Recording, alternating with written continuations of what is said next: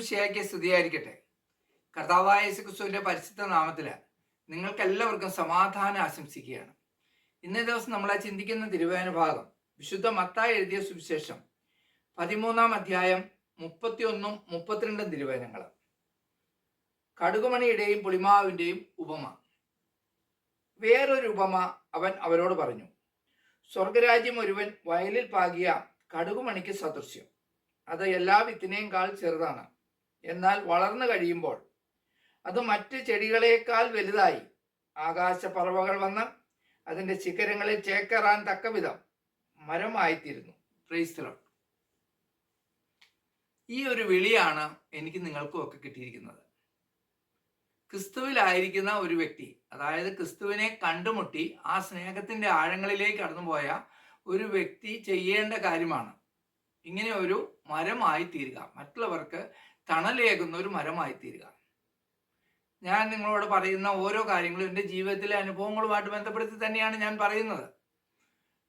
ഞാൻ ഈ ഒരു അവസ്ഥയിൽ നിങ്ങളുടെ മുമ്പിൽ സുവിശേഷം പറയാനായിട്ട് എന്നെ യോഗ്യനാക്കിയത് ദൈവത്തിൻ്റെ പരിശുദ്ധാത്മാവാണ്. പക്ഷെ അതിനെല്ലാം ഓരോ ഉപകരണങ്ങളുണ്ടായിരുന്നു, ഓരോ മരങ്ങളുണ്ടായിരുന്നു. അതിന് എന്നെ വഴി നടത്തിയത് എൻ്റെ നാട്ടില്, എൻ്റെ ഇടവകയിൽ ഉള്ള വള്ളാരിമലയിലെ തമ്പി എന്ന് പറഞ്ഞ സഹോദരനിലൂടെയാണ്. ഞാൻ ധ്യാനമെല്ലാം കൂടി 1 വർഷം 2 വർഷം 6 മാസമൊക്കെ പിടിച്ചു നിന്നു വീണ്ടും പഴയ അവസ്ഥയിലേക്ക് കടന്നു പോകുന്നതെല്ലാം പുള്ളിക്കറിയാം. അപ്പൊ അങ്ങനെ ദൈവത്തിന്റെ പരിശുദ്ധാത്മാവ് ആ സഹോദരനിൽ ഇടപെട്ടിട്ട് ആ സഹോദരൻ ഒരു ദിവസം എന്നോട് പറയുകയാണ്, ധ്യാനമെല്ലാം കൂടി ഇങ്ങനെ നടന്നുകൊണ്ട് കാര്യമില്ല, നമുക്കൊരു പ്രാർത്ഥനാ ഗ്രൂപ്പിലേക്ക് പോകാം. അങ്ങനെ ആ സഹോദരൻ എന്നെ വഴി നടത്തി എറണാകുളത്ത് ബ്രദർ സോമൻ സേവറിൻ്റെ ശ്രീയേശു ഭവൻ എന്ന് പറഞ്ഞ പ്രാർത്ഥനാ ഗ്രൂപ്പിൽ ഞങ്ങൾ എല്ലാ ഞായറാഴ്ചകളിലും കൊണ്ടുപോകാൻ തുടങ്ങി. അങ്ങനെയാണ് എനിക്ക് നിലനിൽക്കാൻ സാധിച്ചത്.